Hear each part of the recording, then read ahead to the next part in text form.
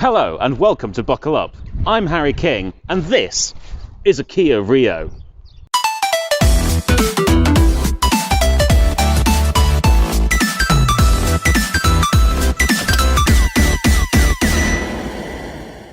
So we'll start this review at the front, where actually there isn't that much to say. This was the last car that Kia made that didn't have what is known as the Tiger Nose Grille, which is their current design language. Terribly pretentious, I know, but this was the last one to not have that, so that's some non-information for you there. Some people thought this was very ugly when it came out. I personally think it's just quite nondescript. It would be easy to mistake this for any number of other Korean or Japanese small cars of the time. Nice large headlights, apparently not that powerful. Black plastic grille, black plastic everything, pretty much. But let's move down the side and see if there's anything else going on. Now, moving down the side, actually, unfortunately, no, there isn't anything else going on. You have some 14-inch steel wheels, which come with these lovely alloy-style covers. Although this car appears to have lost one, perhaps when it was presumably doing a rally from the looks of the side. Otherwise, this one's fitted with some roof bars. They are not standard, and everything else is just black plastic, a lot of black plastic. And finally, here we are at the boot of the Rio. Again, not a huge amount going on. It's got all the standard stuff. A nice central rear fog light, so at least it won't irritate people like me on the motorway when someone leaves it on by accident. But otherwise fairly standard, rear wiper. But shall we take a look in the boot? It's a nice big space. It's pretty average for cars of this size, 270 litres. It's not a false floor, it's a real floor, but underneath you will find a full-size spare wheel. That's nice. Not too many clever features going on here, some little side pockets, but otherwise a fairly basic boot. You have 60-40 split folding rear seats as well if you want to make the space larger, over 1,000 litres of space. But yeah, pretty standard. So I'll now fold myself into the back seats, close the door, which is nice because now my knee's nicely trapped between the driver's seat and the door. That's very comfortable. Generally in the back there's enough space for kids or smaller adults. I wouldn't have enough space on more than a maybe 30-minute journey. I can't sit up straight. My knees are obviously digging into the back of this seat. Maybe if the driver was shorter it would be okay, but this isn't really good for me. Important to note though, for comfort, this seat does recline, though it's probably not like a system you've seen before.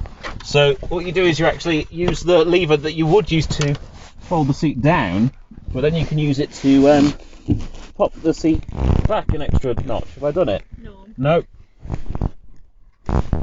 There. And look at that. And then I still can't sit up straight. So,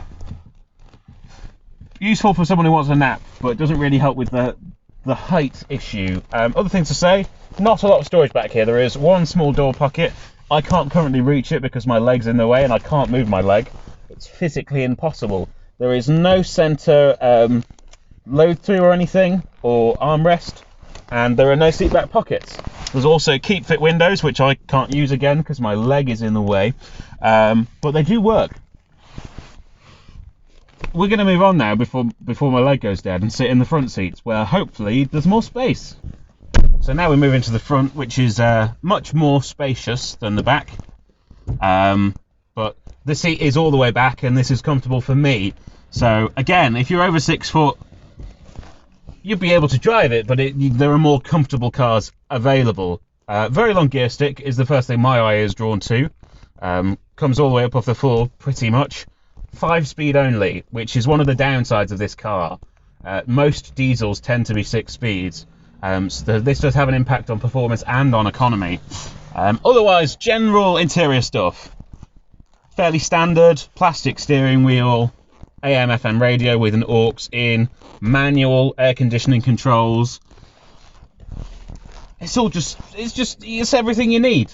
It's a Kia, man. You'll be all right. 2 12-volt sockets. This car still has the cigarette lighter in it. You won't see these in new cars anymore, but this is what 12-volt sockets used to be for. There's also this weird tiny cubby in the front between the 12-volt sockets, which would be good for storing 2 packets of Tic Tacs in. I can't think of any other use, but it's the perfect size for that. There are no steering wheel mounted controls, there's just the horn. Usual stalks behind, clutch brake, accelerator, so on and so forth. Proper handbrake, again, just made from plastic, but everything is nice and sturdy. And even the glove box, it's a good size, it's sort of average, but just even though it's made of hard plastic, it's just very sturdy and secure, and it locks in quite a satisfying way. Other practicality, there are door bins. They're larger than in the back, but they're still not that large. There are 2 cup holders in the centre console, and then a larger circular cup holder styly thing behind them, but I don't think it would really hold anything that securely, so it's just a sort of general area for storage. You have sun visors, they have mirrors in them, standard stuff, and a rearview mirror, because it's a car, so they all have them. Let's go for a drive. So, driving the Kia Rio. What is the Kia Rio like to drive? Well, it is relatively nondescript. It is some hatchback. I'll try and talk about the actual factual things. So it's got a diesel unit with 109 horsepower. That is surprisingly refined. I was really genuinely surprised. Having driven similar-aged VW, Ford, Vauxhall products, I think that actually this diesel engine is better than any of theirs. When you're running at regular RPMs, it is actually quite hard to tell it's a diesel at all. It's very smooth and it pulls very well. It feels very punchy in this car because it does have quite good power figures for the size of vehicle. That is the high point though. The rest of everything is pretty much average. The brakes are fine. The gear change is fine. It's a longer throw than you might expect, but it goes in okay. Where it really gets let down is chassis handling. I've never known a car turn to understeer as quickly as this one, and it was on brand new tyres at the time of reviewing, and decent tyres, not budget tyres, name brand tyres, correct size, correct spec for the vehicle, and I suffered like relatively catastrophic understeer, and that would it's so if you have maybe a tight back-roaded commute, I wouldn't recommend this car. Around town or on a motorway, it wouldn't come up, but driving around some of the B roads around where we were testing it, it felt a bit precarious, and I felt like I had to slow down a really quite a long way, go a lot slower than I would usually in, say, my Jaguar or even like a Ford Fiesta or something like that, something more comparable. So, yeah. Seating position, visibility is all good. There's no complaints there at all. It very much is. It's a decent car. I just wouldn't want to have to use one on a back road commute every day. But I think actually it's a great candidate for a motorway cruiser because it's got a small economical diesel engine that's very refined, so you won't get lots of buzzing in the cabin. And even though it's only a 5-speed, it gets up to speed okay, and it still gets decent economy because it's a tiny little car with a relatively small diesel engine. So it's it's good economy, and right now that is important, isn't it? So it is worth considering on that basis, but I would say avoid if your commute involves a lot of tight back roads. Otherwise, yeah, it's it's not stayed with me as it was. I don't ever wake up at night thinking about the Kia Rio. I don't imagine anyone does, maybe, but if you need a car, especially if you need a nice economical car for a motorway commute, I think this will do very well.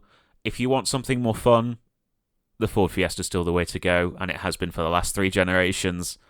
And if you want something more reliable, then look at the Japanese, but Korean reliability is pretty up there, and you will get a slightly better deal for a second-hand Rio than you would get for a Toyota Yaris, say, just because they don't quite have the same reputation for reliability, but, that your benefits and losses there. So you pay a little less money, you get slightly less reliability, but I'd say it's a pretty good place to be. So that's my recommendation, is Kia Rio. If you want a reliable, cheap to run car for a motorway commute, if you want a small, fun car for little money, I'd look at maybe getting a Ford Fiesta instead. So let's go back to me for a conclusion.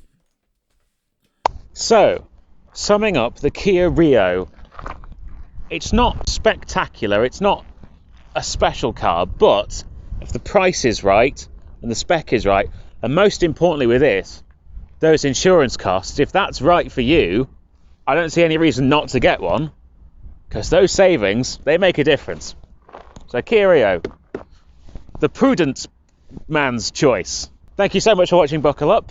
Please like, comment and subscribe to the channel. We have all of our links to social media down in the description, and we have a Patreon if you'd like to support us that way, or we have a merchandise store where you can buy things like this and also give us some support, and that'd be great. Okay, cheers, bye.